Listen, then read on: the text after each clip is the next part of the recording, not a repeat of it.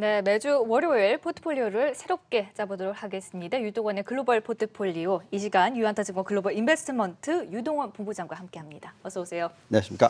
네, 안녕하십니까 본부장님. 주말 동안에 상당히 많은 이슈들이 나왔고 또 뉴욕 증시는 연일 사상 최고치를 쓰고는 있지만 사실 지금 미국의 트럼프 대통령 상당히 좀 긴박하게 돌아가고 있거든요. 탄핵 이슈도 그러하고요. 네. 자, 지금 시진핑 입장을 놓고 트럼프 대통령이 어떻게 보면 좋은 선택이라고 저희는 생각을 하고 있습니다. 지금 중국의 입장에서는 보시면 홍콩의 민주주의법을 통과를 민주당이 시켰죠. 하원 시켰죠. 그리고 또 엘리자베스 워런 이 상원의원 보시면은 좌파 성향이 상당히 강합니다. 그렇죠. 그래서 오히려 중국의 입장에서는 트럼프 대통령이 당선되는 것이 오히려 또 유리한 게 아니냐, 뭐 이런 의견도 지금 나오고 있습니다. 물론 조 바이든 이 전 부통령이 중국의 우호적이라는 얘기도 있지만 제가 볼 때는 중국의 입장에서는 선택의 폭이 그렇게 크지 않고요. 트럼프 대통령과의 무역 협상을 빠르게 타결해야 되는 것이 더 중요하다라고 좀 판단하고 있습니다. 간단한 계산을 좀 해보면 트럼프 대통령이 관세를 올리기는 했지만 지금 물가 상승률에 이제 앞으로 추가적으로 인상을 하게 되면 미치는 영향이 너무 높다라는 것을 이미 트럼프 대통령이 알고 있기 때문에 실질적으로 관세를 더 이상 올리지는 않을 것이다. 저희는 예상을 하고 있고요. 또한 지금 미국이 다른 국가들, 즉 유럽이나 일본 그리고 한국 등등과의 무역 전쟁을 계속하고 있기 때문에 지금 현재 시점에서는 오히려 중국의 우호적인 환경이 만들어지고 있습니다.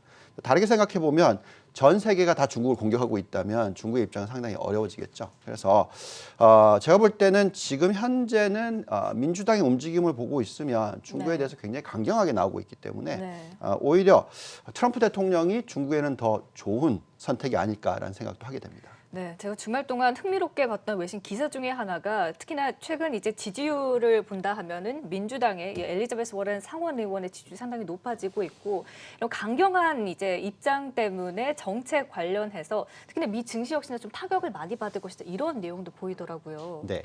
자, 개인적으로 생각해 보면 타격을 좀 많이 받을 수도 있습니다. 만약에 민주당이 당선이 되고 엘리자베스 워런이 대통령이 된다면 이것은 중국에도 상당히 큰 영향을 미칠 것 같습니다. 지금 보시면은 이제 글로벌 생산의 한 30% 정도를 중국이 하고 있거든요.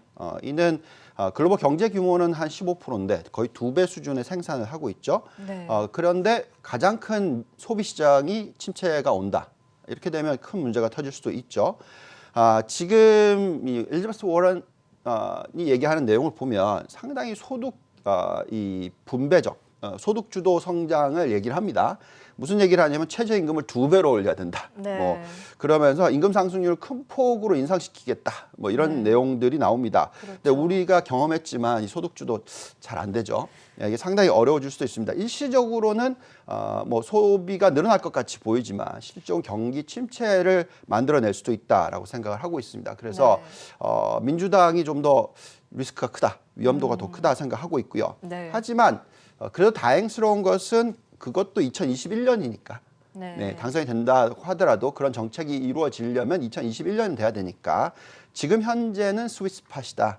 어떻게 보면 주식을 적극적으로 투자해야 되는 타이밍이다라는 말씀을 드리겠습니다.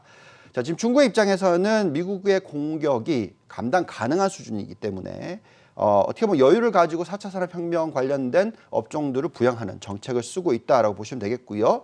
또한 중국의 입장에서 지금 G2인데 세계 경제의 리더가 되려면 아무래도 시장 개방이나 자본주의적 관련 부분에 있어서 훨씬 더 전 세계가 이해할 수 있는 수준의 정책을 펴야 되는 것도 중요할 것 같습니다. 어쨌든 지금 현재 시점에서는 적극적인 협상 타결이 중요하고요. 아마도 그렇게 할 것이다 예상을 하고 있습니다. 네. 자, 이와 함께 또 계속해서 이슈가 되고 있는 것이 연준의 이번에 10월 FOMC 회의에서 세 번째 올해 들어서 금리 인하를 단행한 부분일 텐데요. 미국의 뭐 경제 지표 사실 고용 지표도 주말 동안에 나왔지만 좀 예상보다는 좋게 나왔거든요. 지금 현재 여러 가지 요소를 살펴봤을 때 골디락스 구간입니까? 네, 저는 그렇게 보고 있습니다. 지난 10월 달 이 세 번째 금리 인하 단행됐죠. 과거에 2차례 정도 보험성 금리 인하라고 해서 3차례 짧게 금리를 인하한 적이 있었습니다. 그 구간을 좀 한번 보시면은요. 첫 번째 보험성 금리 인하 구간이 1987년 4분기부터 이 1988년 1분기까지 네. 금리를 7.25에서 6.5%로 인하를 했습니다. 자, 이 구간을 보시면 인플레이션이 굉장히 안정적인 모습을 보여줬었고 4.5%에서 4%로 하락되는 모습을 보여줬었고요. 그리고 나서 이제 인플레이션이 크게 확대되면서 1988년 중순에는 미 연준이 금리를 전 고점보다 더 높게 올리는 그런 상황이 전개됐습니다. 근데 중요한 것은 이 구간에 장내 금리 차가 역전이 됐었고요.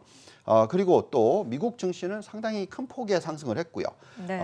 중간에 이 조정 전에 36%나 급등하는 모습을 보여주기도 했었습니다. 그리고 중간에 20% 정도의 조정이 있고 또 다시 40%나 급등하는 모습 보여줬었고요. 네. 그다음에 두 번째 보험성 세 차례 금리 인하 사이클을 보시면은요. 네. 1988년 4, 4분기에 세 차례 금리 인하가 있었고요. 이 구간의 인플레이션은 1.7%에서 1.5%로 안정적인 모습을 보여줬었고요. 또 2000년도 초반에는 인플레이션이 크게 확대되면서 금리를 전 고점보다 더 높게 올리는 상황이 벌어졌습니다. 그때부터 대세 하락장이 시작됐고요. 근데 중간에 이 구간에 S&P는 자그마치 70%나 올랐고 나스닥은 200%나 급등하는 모습을 보여줬었습니다. 그래서 그만큼 지금 세 차례 금리 인하가 미국 경기 침체에 빠지는 경우와 연결되지 않는다면 안정적인 경제 성장률이 나오고 골디락스 구간이 나온다면 이번에 증시가 큰 폭 상승하지 않을까라는 기대 가지고 있습니다. 네. 그렇다면 이제 과거와 좀 비교를 해봐야 될 것 같아요. 지금 미국의 상황이 과거 두 차례와 비슷하다면 지금 투자는 어떻게 해야 하는 건가요? 네, 비슷합니다. 지금 보시면은 세 차례 금리 인하를 이번 했죠. 네. 그리고 나서 보시면은 지금 인플레이션이 굉장히 안정적으로 1.7에서 1.8% 정도 나오고 있습니다.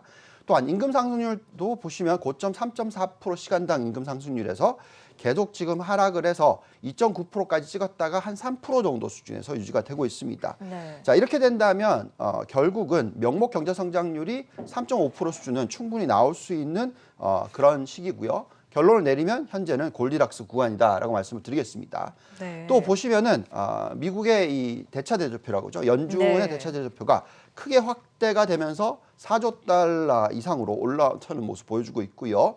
또한 M2 증가율을 보면은 지금 3%대 수준에서 6.6%대로 급등을 하는 모습 보여주고 있고요. 또 장대 금리 차도 지금 역전됐다가 다시 정상화돼서 네. 0.17%의 안정적인 모습을 보여주면서 계속적으로 유동성 공급이 일어나고 있다고 판단이 듭니다.